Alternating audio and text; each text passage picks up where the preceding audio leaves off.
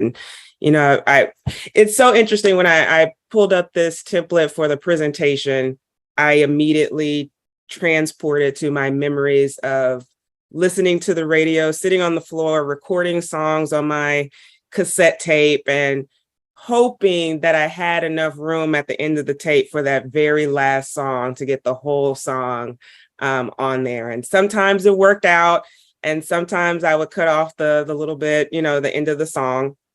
And I'm hoping that doesn't happen today, that any part of our song gets cut off. But I want to preface this by saying this discussion is the beginning or the start of a conversation. And consider your future work and learning and reflection and thinking in this area as flipping to the B side of the tape and continuing your playlist.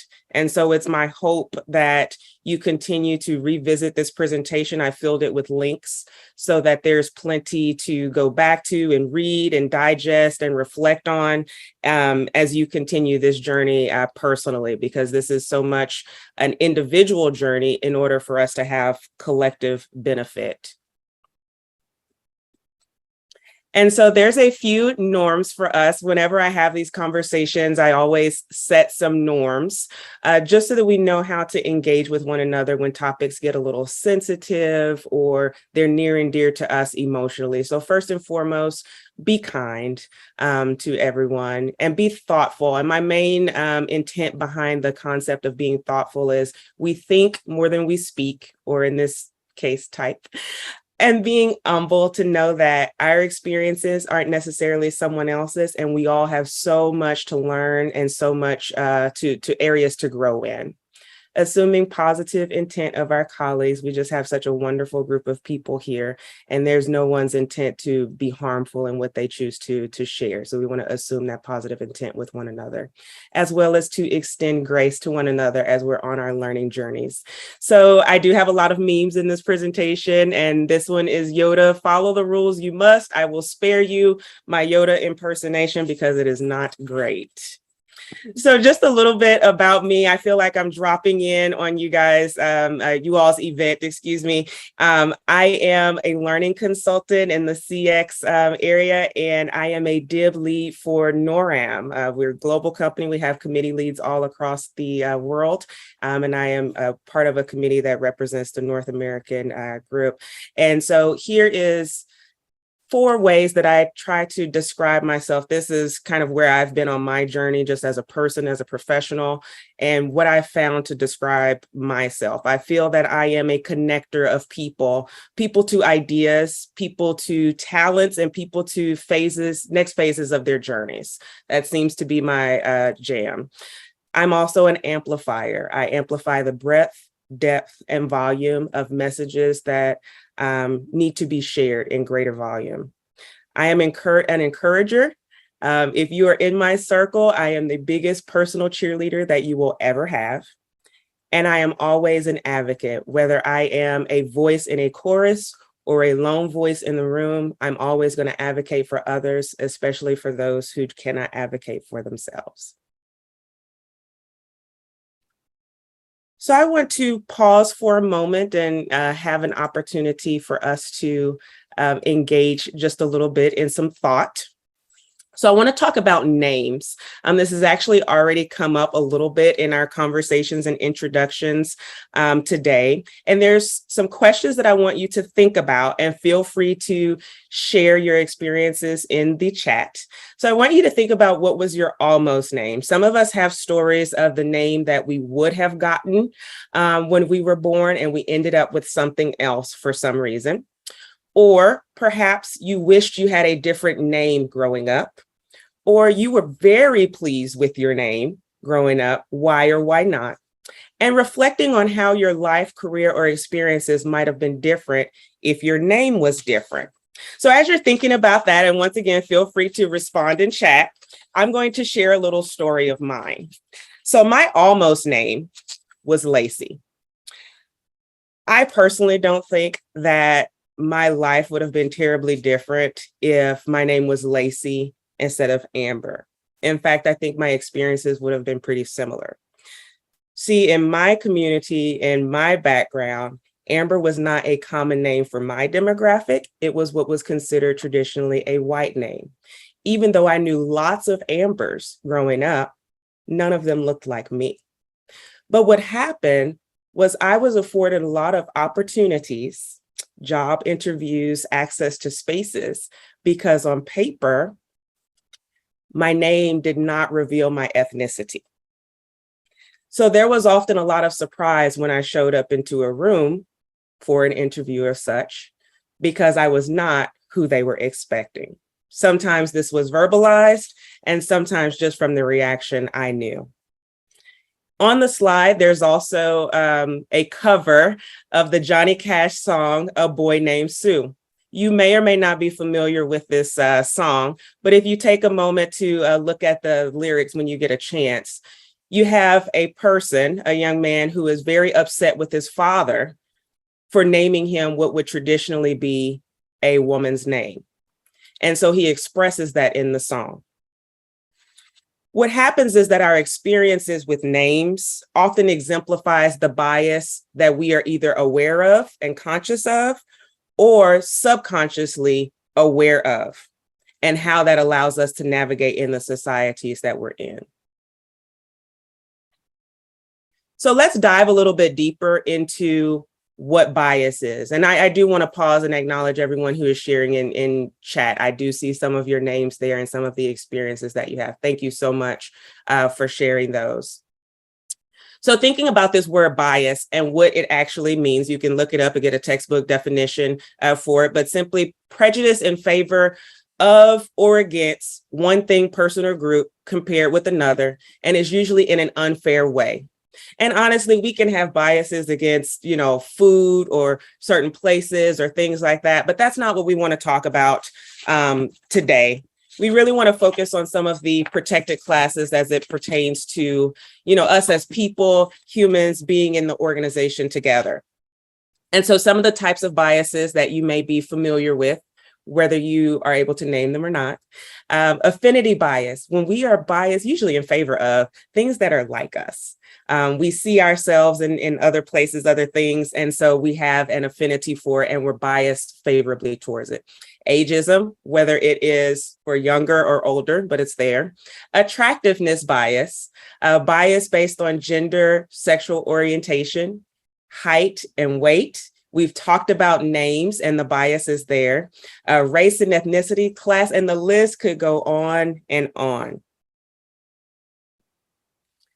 But when we add this word unconscious to that bias, we're really talking about these prejudices or preferences that we hold that we may not always be aware of, that they influence our actions and we don't even know the why that they're influencing us in that way.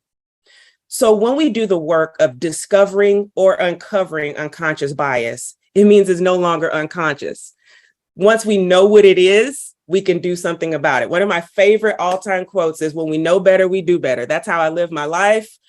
I can't plead ignorance because now that I know, I have to address it. So let's kind of talk through some of these examples of potentially unconscious bias. And as I'm going through these examples, I would like you just to kind of pause and see if this, triggers anything with you of a bias that you've been aware of, or maybe it reveals itself to you today. So for example, gender reveals, which those are already a little sketchy, but attending a gender reveal and expressing disappointment when it's revealed to be a girl. Excluding colleagues with children from social activities because you don't know what dynamics they're going to bring to the event. Assuming that an older coworker has more skills or experience than a younger coworker in a given area just because of their age difference, or promoting solely based on tenure or age because, hey, if they're older, they must have been here longer and worked harder and be more skilled. Expressing surprise or skepticism when a person who doesn't look athletic accomplishes an athletic feat. You ran a 5K? Interesting. The list could go on and on. I'm going to share a personal one with you. So my background is in education. I've been a teacher, principal, all that jazz. And I always go back to my first years of teaching, because anybody who's been in the classroom or anything like that, you probably cringe at some of the things you did in your first years of teaching. It's inevitable. You learn so much now. You're like, how did I ever get away with doing that? Right. So I had to confront the bias that I had in the classroom. It was brought to my attention, and I became keenly aware that I was biased towards or in favor of the boys in my classroom. Whenever we would engage in activities, Q&A, if they would raise their hand and things like that, I would call on them and engage with them first, prioritizing them over the girls in the classroom.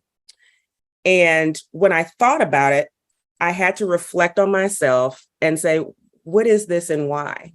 And I realized, as a young girl with no sisters, a younger brother that I cared for, and a father that I catered to, and then in this place in my life, having a son, my entire life had revolved around being of service to men and boys. And I had accidentally, unconsciously brought this into the classroom. So regardless of the why behind it or where it came from, I knew that I had to address it so that I could promote equity in my classroom. So I had to put forth some strategies to make sure I was monitoring how I was engaging with the students, monitoring my behavior, because bias just doesn't go away. A lot of times this is something based on how we've, been thinking for a very long time or been exposed to for a very long time. But the fact is, we can take steps to be conscious of it and address it. So what happens if we don't check the bias? It can go down to a rabbit hole, a spiral of events. It can look like exclusion. This can result in a lack of diversity in spaces where people of diverse backgrounds, of groups that are being biased against, are not even allowed into the room. Well, sometimes they are allowed in, but they don't really belong. If you're familiar with the picture on the screen, here's another meme for you. Mean Girls, if you remember this movie, you can't sit with us. Okay, so yes, you're in the room, but I don't know if you can reflect on your high school experiences. I distinctly remember the tables for this group, that group, and this group, and that group. And there were a few that could move among those groups because they were exclusion. So even though there's diversity in the room, you clearly do not belong to certain groups and certain areas, and you don't feel welcome. Bias can result in stereotyping. When we're biased against something, a lot of times we stereotype, which means reducing groups down to very simplistic characteristics or expectations. And this can be super detrimental, whether we think that a stereotype is positive or negative, because it causes us to expect someone to demonstrate certain behaviors, whether they're good behaviors or not good behaviors. And ultimately, it can lead to discrimination as well. And so as we seek to create this inclusive environment where we all are feeling welcome and we belong, we want to make sure that we're acknowledging this bias and keeping it in check. So let's address some unconscious bias with some things that we can do. So we're going to look at this from organization level, and we're going to look at this from individual level. This really resonated with what Steve was saying earlier about changing your thinking and your behaviors, or changing your environment. I can either influence the environment that I'm in, or I can change my environment. And I think we all have ability to do both of those things and just really shape the environments that we're in. So anything you see hyperlinked here, there's lots of hyperlinks. Know that you can come back to the presentation and digest those reading materials and resources later. But broadening recruitment networks is one way that we can address unconscious bias. Being able to use accessible and inclusive job posting descriptions so that all feel welcome, even from their first impression of the organization. Training all staff on unconscious bias, especially if when we talk about that not having belonging when you come in, if everybody is aware of that, when diverse people are brought in, is everybody aware of what unconscious bias can look like, so we can help people feel like they belong? Defining what cultural and organizational fit really is this someone's biases and preferences, or is this really some characteristics that are aligned to the culture that we're trying to create for our team, department, or organization as a whole? And the last piece is really, really important. I'll share a personal experience with that. Standardizing the interview process and using standardized forms. So I realized that I had bias as a hiring manager. I was very prone to affinity bias. If I'm doing an interview and they're saying the things that I love to hear, they similar backgrounds, you're speaking my jam and I'm nodding and I'm smiling, and unchecked, I would hire 15 people that were just like me. And that would do nobody any good, because all it would do is magnify my personal weaknesses, because we'd all likely have the same weaknesses, when in all actuality, an effective team is they balance each other out, and they the very strength and weaknesses and perspectives. That's what makes a good team, right? So I knew I had to do something different for my hiring processes to make sure that I was building a solid team that was diverse. And so one of the first things I did was I brought in a team to help me interview. So I did not do interviews solo. Then the team that we did use to interview, we came together to define what the characteristics, skills, and that fit was. And we assigned values to those, like a scale. So it was a standardized form that we would use to all rate and scale during the simultaneous interview. And then we would take the rating that we got, and whatever that total score of everyone who was participating in the interview, that determined whether the person was hired or not. So my view, my perspective did not trump anyone else's. It was all based on the rating scale of predefined characteristics. And that changed what we were able to do to bring onto the team, because that made my team more dynamic. For one, there was buy-in. But we were also able to diversify the team and bring so many different talents to the table. So let's circle back to that conversation about names. This is something that impacts our daily lives, the names that we are called, the names that we write down on our forms, on our documents, and what people call us. What we are called is important. How we are referred to is important. One of the things that we can do as individuals, because I think it's very important that we understand our power as individuals in these efforts, is to respect and honor people's given names, their chosen names, their titles, and their pronouns. I had a teacher many years ago, and she was from India, and she was the only person of that ethnicity on the campus, and a lot of people had difficulty pronouncing her name. And she was already on the campus when I came into leadership at that campus, and she introduced herself to me with a nickname.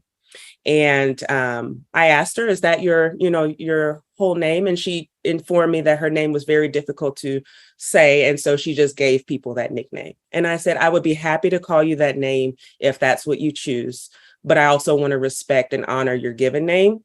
And so if you would like to tell me how it's pronounced, I will make an effort and I will call you what you like to be called." And that resonated with her because she didn't have to change who she was and the culture she brought to the table. And it just felt really good to be able to respect and honor her in that way, because it meant a lot to her. We want to avoid unsolicited diminutive names or nicknames, especially for marginalized groups.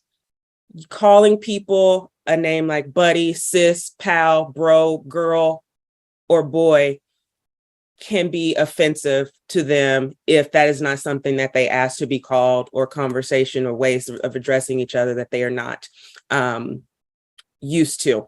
Or something that they welcome. And yes, for calling it out as a microaggression in the chat. And so we want to be careful of using those, or just making up nicknames for people, or if I can't pronounce your name, I'm just going to call you this. That is not honoring a person's name.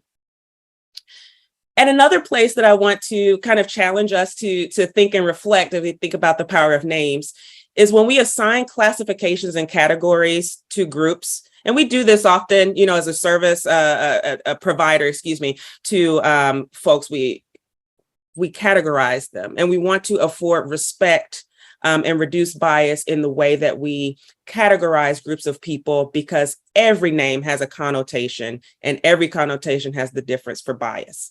So how would our conversations change here in the workplace, knowing that we produce a product that is used by educators at all levels primarily, if we switched our language from customer to educator? Would that change our perspective in any way in how we're addressing them and meeting their needs? As we are engaging with our teammates, does it change our perspective if we refer to them as a colleague instead of a coworker? One of the learning experiences that I had very recently, and I say it that way because we are always learning and we're always growing. My background, even though it's in education, I have non-traditional education, and I have an MBA. And the word stakeholders is integral to a lot of the conversations around business. And it was brought to my attention through someone else's learning that term can be very offensive to Indigenous groups. You only got to tell me once. And I sway away from using that word to respect the people in the room. And so I do have that linked out if you want to learn more about that when the presentation is available to you, about reading up on that piece if that's new information for you. But it was new to me. And if you already knew, that's amazing. But just being sensitive to all of the different groups. So I want to talk about how powerful names can be. There are some trends in the Black community right now. And it's actually not new, but calling each other sisters and brothers, whether we're related or not, to create a sense of unity among us. So even though we are not related by blood, we are sisters and brothers to each other. You'll also see the picture that's on the screen is actually a video of saying their names. This has been a campaign among the Black community to use the names of the people who have been killed by police, honoring them and their lives and what happened to them by actually using their names. So let's think about some of the things that we can do as individuals. I always want the change can start with one, and there's a wonderful quote that says, be the change that you want to see in the world. And there's so much work that we can do individually without projecting it externally to what other people should be doing. We can work on self first, right? That is within our locus of control. So here's my memes again. So we have on the left, one of my favorite Spider-Man memes, and he's pointing at the Spider-Man that looks just like him.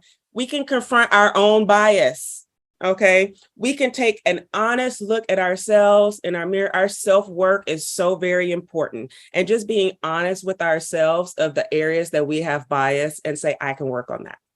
I see that I have some bias here and I can work on that. Then we have Grumpy Cat, excuse me. And he's saying, stop, just stop.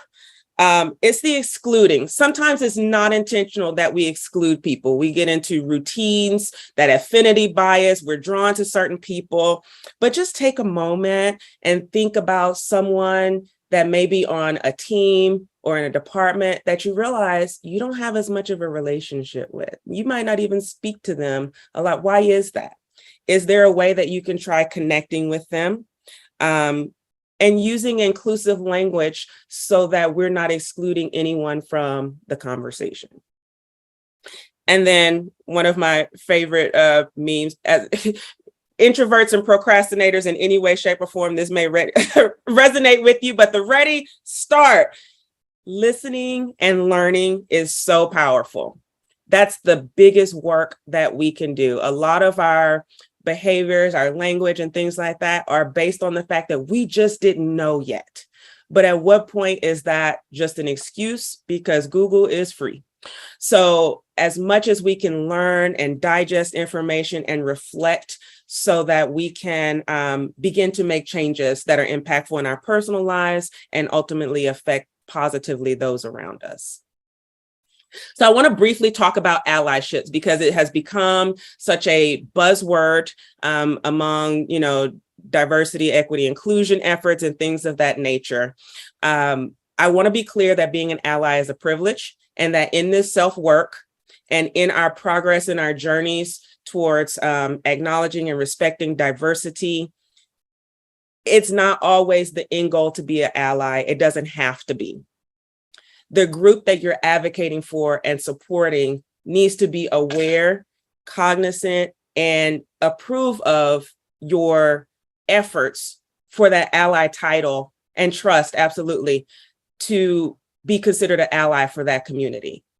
So we don't want to self-appoint ourselves there. So I have the graphic on the right, the two stick figures, don't worry, I've got your back.